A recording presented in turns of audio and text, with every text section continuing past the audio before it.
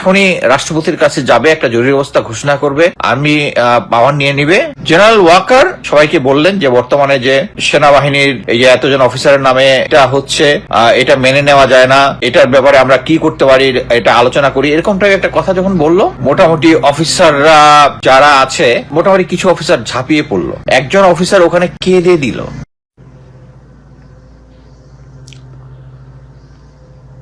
আসসালামু আলাইকুম। অনেকদিন পরে আবার লাইভে আসলাম। আমার আজকের কথার মূল বিষয়টা হচ্ছে সেনাবাহিনী। অফকোর্স আমাকে আবার একটা গ্রুপ মানে এন্টি সেনাবাহিনী বলে একটা অপপ্রচার করার চেষ্টা করতেছেন।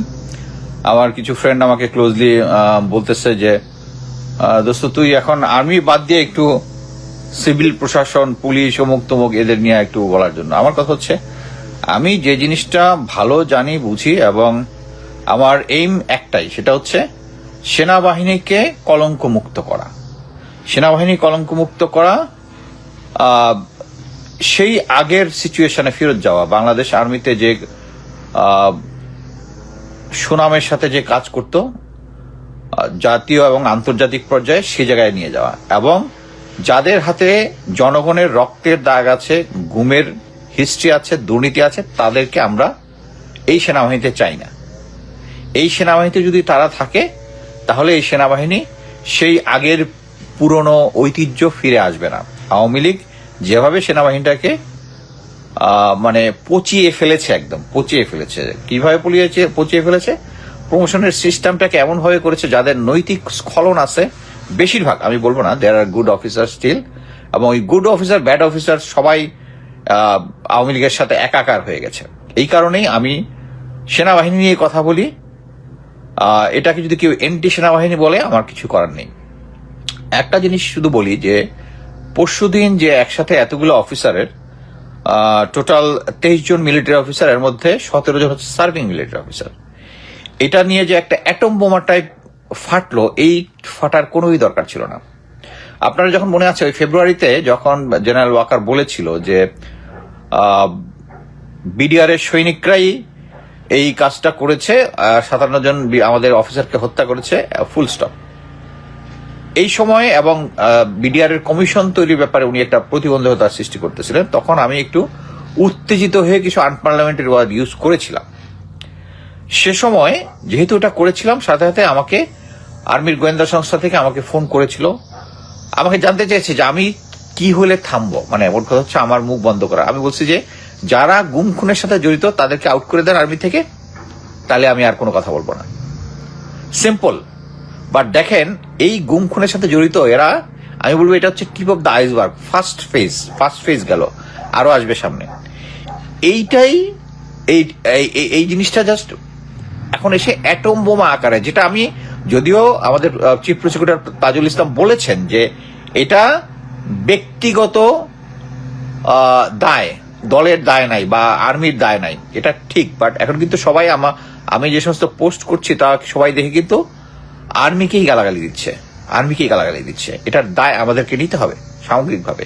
বাট যদিও আমরা বলি এটা হচ্ছে ব্যক্তির দায়, এখন আমরা বলি এটার পরে সেনাবাহিনীতে গতকালকে হয়েছিল হচ্ছে প্রমোশন বোর্ড, অফিসারদের প্রমোশন বোর্ড, এবং অফিসারদের প্রমোশন বোর্ড শেষ হয়ে আজকে সকালে হয়েছিল ফরমেশন কমান্ডার্স কনফারেন্স। এই কনফারেন্সটা শুরু হয় সকাল 10টার দিকে। প্রথম দিকে যেটা শুরু হয় আর্মির বিভিন্ন প্রকিউরমেন্ট, বিভিন্ন নতুন কিছু ইন্ট্রোডিউস করা হয়, এগুলো নিয়ে যার যে প্রজেক্টগুলো ওখানে উপস্থাপন করা হয়, তারপরে জেনারেলরা মিলে একটা ডিসিশন নেয়, এরকম একটা চলার পরে জেনারেল ওয়াকার নিজেই এক সময় সবাইকে বললেন যে বর্তমানে যে সেনাবাহিনীর এই যে এতজন অফিসারের নামে এইটা হচ্ছে, এটা মেনে নেওয়া যায় না, এটার ব্যাপারে আমরা কি করতে পারি এটা আলোচনা করি, এরকম টাইপের একটা কথা যখন বললো, দেন মোটামুটি অফিসাররা যারা আছে মোটামুটি কিছু অফিসার ঝাঁপিয়ে পড়লো। একজন অফিসার ওখানে কেঁদে দিল। কে কেঁদে দিছে? মেজর জেনারেল মাহবুব ইমোশনাল হয়ে, যে আপনি আমাদের বাবা মা, আপনি যাই করেন, আমাদের পানিশমেন্ট দেন, যাই করেন আপনি দেন, আমরা সিভিল কোর্টে যাইতে চাই না। তাকে করেছে DGFI DG major general Jahangir. আনসারের এটা আমি খুব আপসেট হয়েছি। মেজর জেনারেল সাজ্জাদকে আমি খুব ভালোভাবে চিনতাম, বাট সেও খুব সিরিয়াস হয়ে এটার ব্যাপারে ব্যবস্থা নেওয়ার জন্য বলেছে। আরেকজন হচ্ছে মেজর জেনারেল আমিন, যে রিসেন্টলি তার 4 দিন পরে বোধহয় রিটায়ারমেন্ট, আনসারের ডিজি ছিল। এরা মোটামুটি ঝাঁপিয়ে পড়েছে। আরেকজন হচ্ছে 9 ডিভির GOC Asad, major general Asad. তারা বলতে চাচ্ছে স্যার এখনই কিছু করেন, আমরা জরুরি অবস্থা ডাকি, দরকার হলে রাষ্ট্রপতির কাছে যাব, রাষ্ট্রপতি যদি জরুরি অবস্থা দেয় আমরা জরুরি অবস্থা ঘোষণা করব।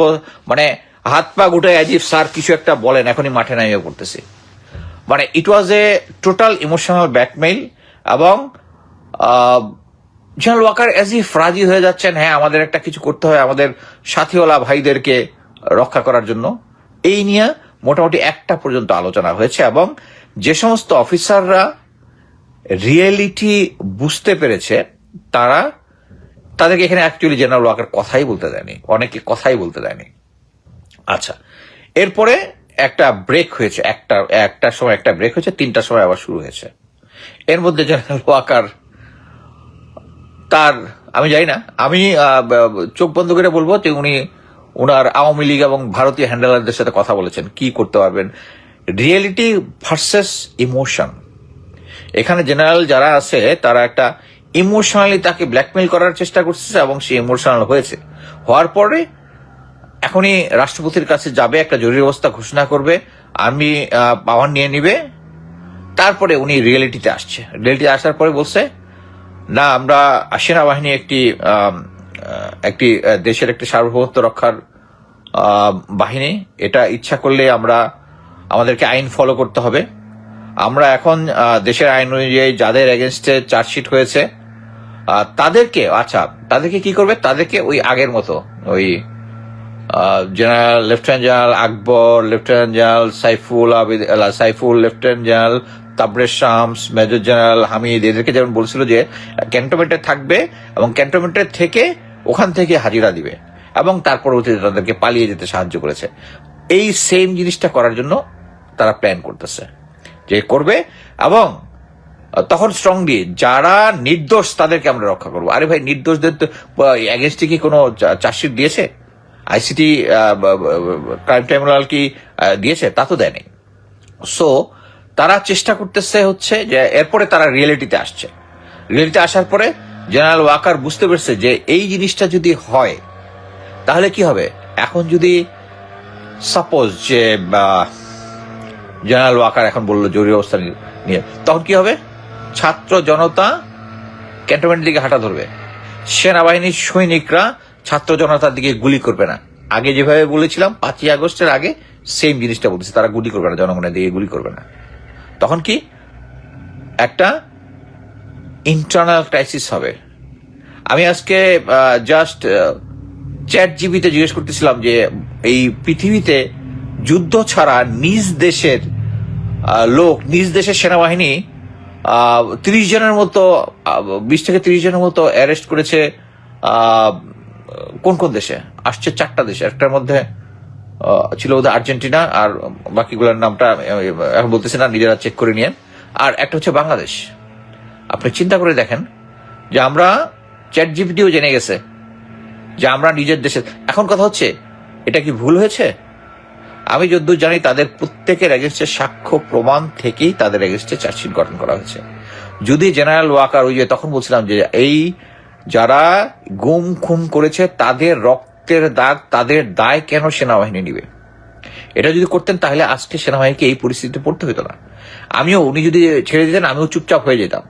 আমাকেও এখন কিছু লোক মানে কি, জেনারেল ওয়াকারের সাপোর্টের লোকরা আমাকে বোঝানোর চেষ্টা করছে আমি anti army. I am not anti army. Anyway, এটা আমার কিছু বলারও কোনো কিছু নাই। আমি যে জিনিসটা ভালো বুঝি ওই জিনিসটা জনগণকে জানানোর চেষ্টা সবসময় করব।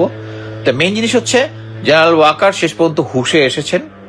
3টার পরে যখন ব্রেকের পরে যখন আসছে তখন হয়েছে না উনি আচ্ছা কোশ্চেন এখন পাওয়ার নিবেন না, এটা শিওর জেনারেল ওয়াকার। ওই আমি তো বললাম যে 3টার দিকে উনি মাথা ঠান্ডা করে এসে বলে দিয়েছেন কার কার সাথে কথা বলে এসছেন, এসে যে এখন সরকারকে উনি পূর্ণ সহযোগিতা করবেন, যেটা অনেক আগেই করলে আর্মিকে এত হইতে হইতো না, এত হেনস্থা হইতো না। আমি যে সমস্ত এই কারণে যে এতজন অফিসারের নামে যখন গুমখুন এরকম চার্জশিট দিয়েছে, এই জন্য পাবলিক যে সমস্ত কমেন্ট করে এক্সট্রিম ইয়াগুলো আমাকে ডিলিট করে দিচ্ছি, বাট আমাকে ব্যথিত করে। এবং এটার দায় সম্পূর্ণ জেনারেল ওয়াকারের। উনি যদি প্রথমেই এই গুম খুন যারা করেছে তাদেরকে যদি আর সেনাবাহিনী থেকে বের করে দিতেন, তাহলে আর্মিকে এই জিনিস ফেস করতে হতো না। আপাতত এখানে শেষ করছি, ধন্যবাদ।